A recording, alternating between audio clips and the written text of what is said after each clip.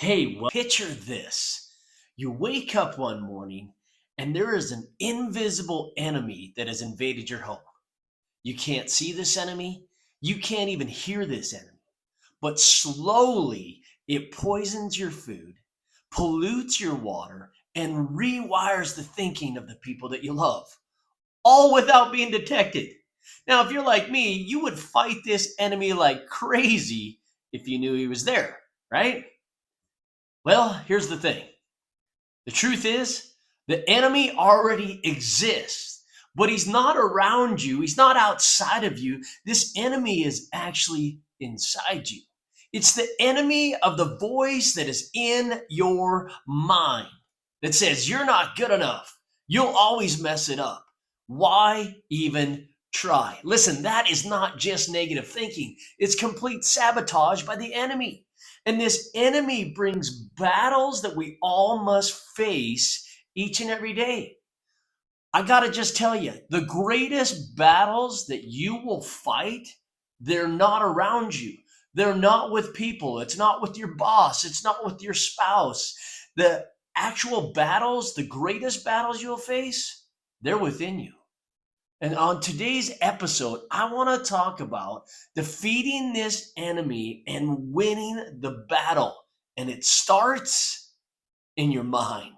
There's a proverb that was written by the wisest man ever that says this: as a man thinks in his heart, so he becomes.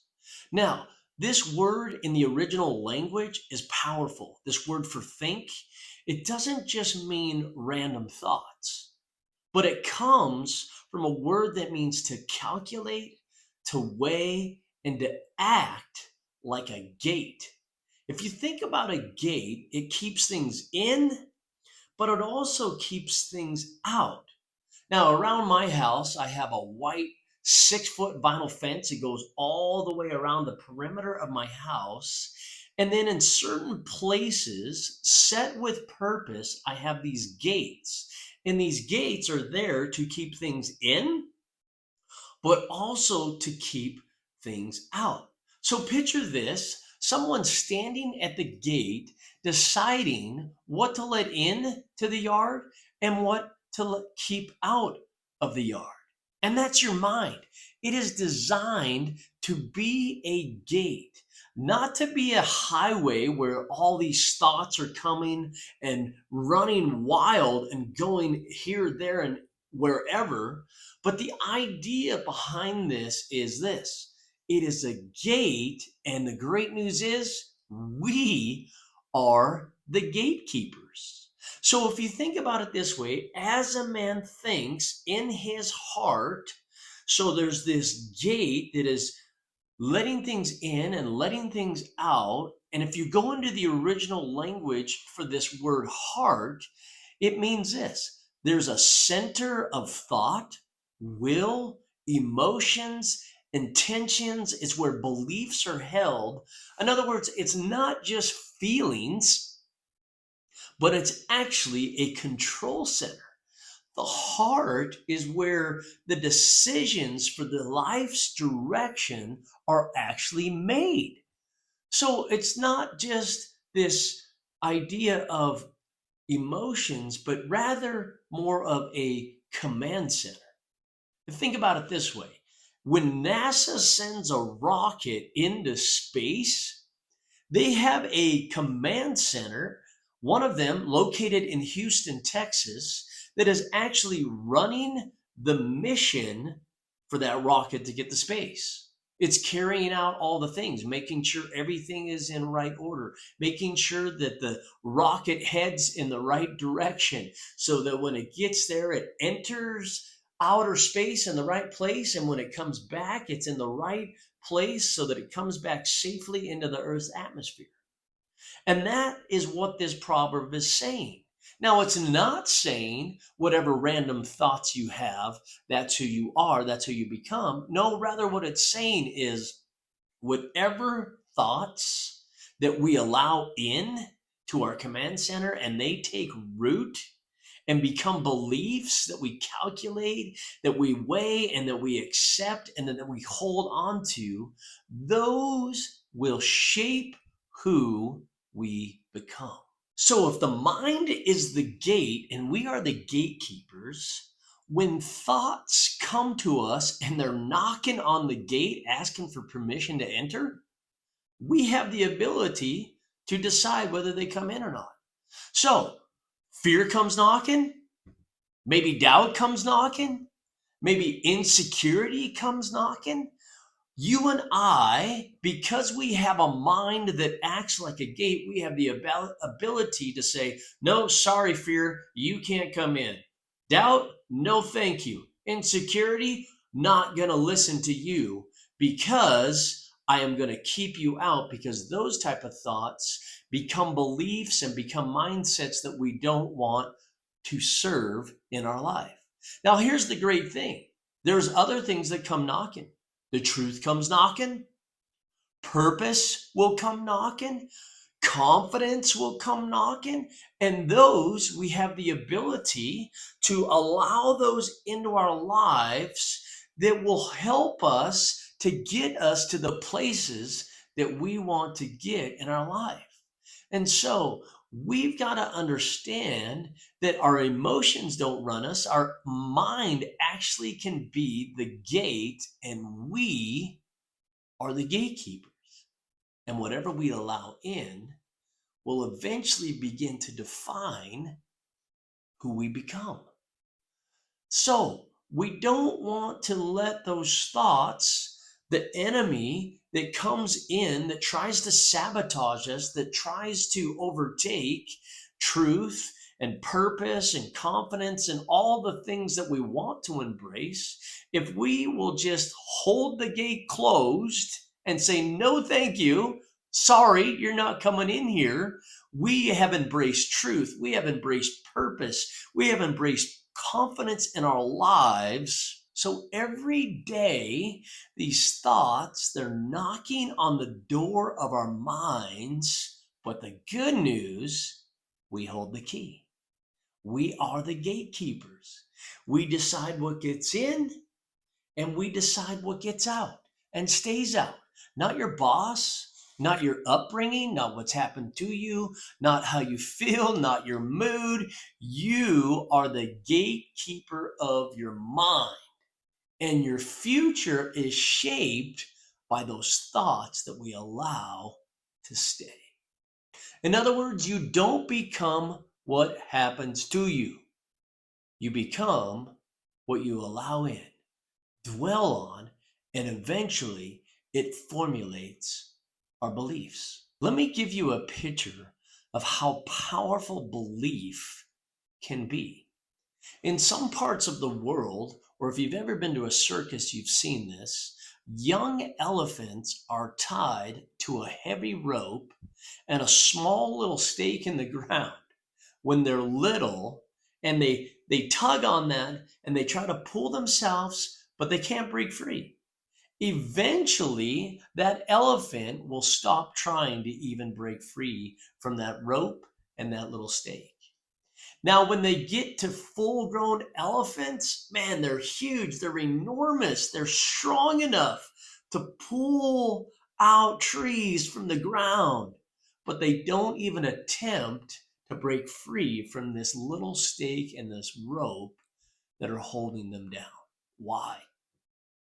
Because it's not the rope that's holding them back anymore.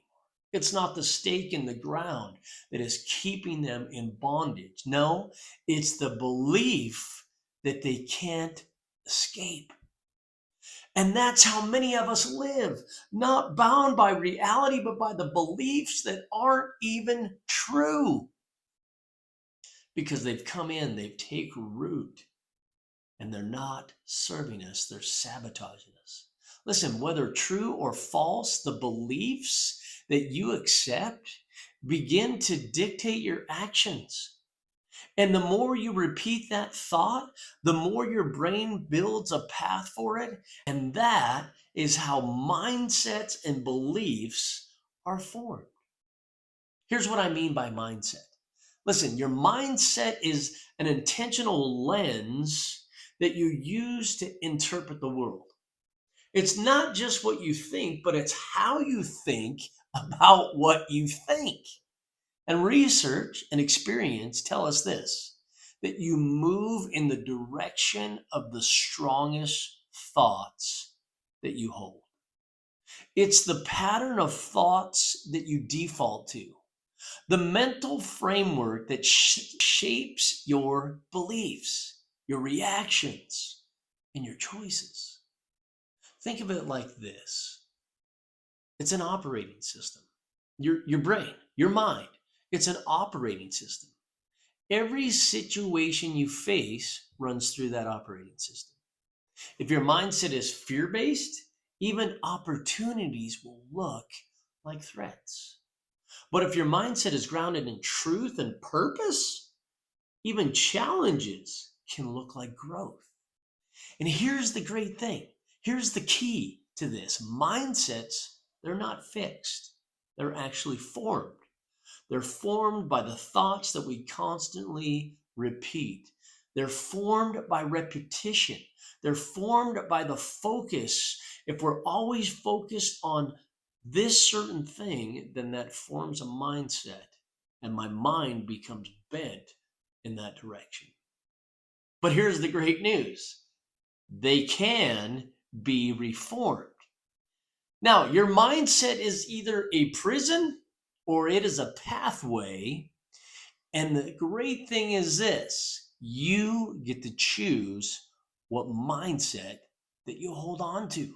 You've probably heard the classical story of a Cherokee grandfather who tells this story to his grandson. He goes on to say this, inside each of us are two wolves. One is fear, anger, envy, shame. The other wolf is joy and peace and purpose and truth. The two wolves are always fighting. And the boy asks, well, which one wins? And the grandfather replies, the one you feed. But here's a twist. Can I add something to this story? Feeding one wolf doesn't just make it stronger, it actually rewires your brain. Take Marcus, for example. Marcus, he's stuck in this loop, and every time something went wrong, whether he missed a promotion or a broken relationship, even just simply stuck in traffic, his mind defaulted to this: I'm not good enough. He didn't even realize it at first. He thought it was just a thought that was always there, like background noise. But over time, those thoughts were carving pathways in his brain. Deep ruts, kind of like if you've ever been stuck in the mud and you're going back and forth and it just digs a massive rut in the ground. These deep ruts had made it easier to spiral into anxiety and defeat. And he wasn't just thinking negatively, he was training his brain to actually live there. Then one day, someone challenged him with this: what if your strongest thoughts are steering you in the direction of life and you could choose a different path? So Marcus started a new habit. Every morning before he checked his phone, he would write down one truth that he wanted to live by. I am made for purpose. I am not stuck. I'm becoming. Peace is a choice, not a circumstance. Now, at first, he felt fake. It felt forced. But repetition builds roads. It builds a rut inside the brain. And within weeks, the spiral actually slowed. His mind had new grooves to follow. Ones filled of hope, not shame. Fear still tried to knock, but it didn't drive. He all of a sudden understood that he had a gate, and when it knocked, he wasn't letting it in. He was allowing truth that was knocking to come inside. Now, Marcus just didn't change his thoughts. He was actually changing the pathways in his mind. The moral of the story is this: the direction of your life will follow the direction of your strongest thoughts. So don't just try to think differently. Train your mind to believe what's true. John Maxwell, one of the greatest thinkers and authors of our time, put it all in very practical terms. He said this: your life is a reflection of your thoughts yesterday. Your life tomorrow will be determined by what you think today. So what wolf are you feeding? What are you feeding your mind? Here's a framework that I love. It comes from great wisdom written many, many years ago. Whatever is true, noble, right, pure, lovely, admirable, think about those things. In other words, fill your mind with what you want your life to grow into. There's an old saying, garbage in, garbage out. But here's what's also true: intention in, truth in, purpose in, growth out. Because what you feed your mind doesn't just affect your future. It affects your weight in the present. Some thoughts will weigh you down, some will lift you up. Let me show you what I mean. Imagine I'm holding two objects in front of me. And in this hand, I've got the string tied to a balloon full of helium. And in this other hand, I'm holding a brick. Now, if I let go of this balloon, it floats up. If I let go of this brick, it drops down. That's your thought life. Some thoughts will lift you, and other thoughts will weigh you down. And every day, you choose which thoughts to carry. So can I give you a simple but powerful challenge? Write down 3 thoughts that dominate your mind the most often. And then ask this question: are these thoughts lifting me up, or are these thoughts weighing me down? Which ones, decide, need to go, and which thoughts are you going to feed with intentionality? You don't have to live by default. You get to live by design. You are the gatekeeper of your mind. You hold the key, and it starts in your mind. But it will shape your heart, your habits, your life. You get to decide. Choose well. Well, hey, that's it for this episode of the Unshakable Edge. Listen, if this resonated with you, be sure to subscribe, leave a review, and share this with someone who needs to hear this. And remember, stay focused, stay disciplined, and keep sharpening